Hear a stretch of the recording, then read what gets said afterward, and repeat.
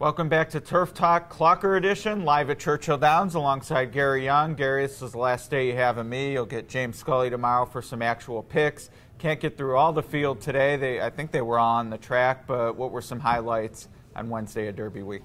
Irish Warcry was very good again this morning. His first morning on the track yesterday, he was a little, he flipped his head a couple times, and he was probably a little bit more keyed up than Graham would have liked to seen. But considering it was his first day on the track, and there was, about 5,000 people out there, which is, I'm sure, a lot different training environment than he's used to at Fair Hill. No doubt. He got a little bit, keyed up. But today he was terrific.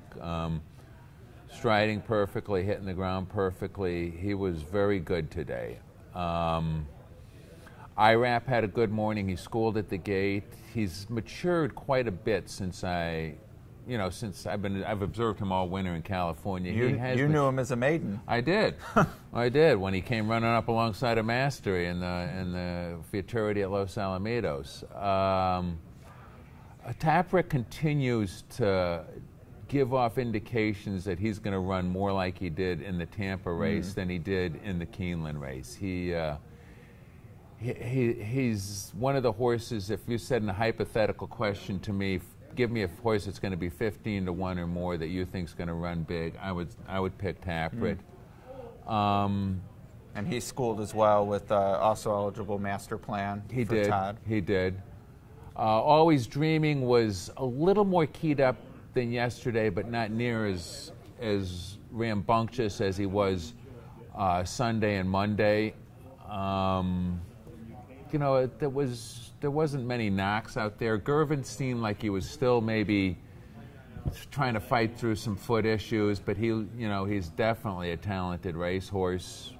It was cold out there this morning. Yeah, and it's going to get colder and wetter. Yeah. So, we definitely like to stay positive, but at the same time, we're giving out information, and I know two of the works you weren't thrilled with, Gunnevera and Fast and Accurate. Have you seen anything since they've been back in the track to indicate maybe they've turned things around since then, or to say, oh, maybe that's just who they are? Any difference on them since those were two we sort of singled out as maybe having made favorable impressions? They've both accomplished quite a bit. I mean, to make the starting field of 20 is quite an accomplishment, but Fast and Accurate, he did win his on a synthetic track, and He just seems like he's a little overmatched in this year's Derby. Gunnevera, he actually blew him out up the backside at the end of his gallop today, a short ways. He looked okay, but I'm going to take a stand against them. It's a very open race, one in which many people, especially superfecta players, will be leaving in as many horses as they're tossing, and you got to toss some out. Yep. I'm going to toss those two. Okay. I've been wrong before. I'll be wrong again. No, when you get down to fourth position using 12, 14 horses, it can be expensive. So yes, that's good information for sure. Well, we're going to have picks tomorrow with James. He'll put you on the spot there. I'm going to put you on the spot with my pick because we really haven't talked about him that much, even though he is the champion and one of the likely favorites. Classic Empire, my pick to win the Derby, pending post position. You have anything to say to steer me in another direction, or is it fine? I don't have anything to steer you. The talent is there.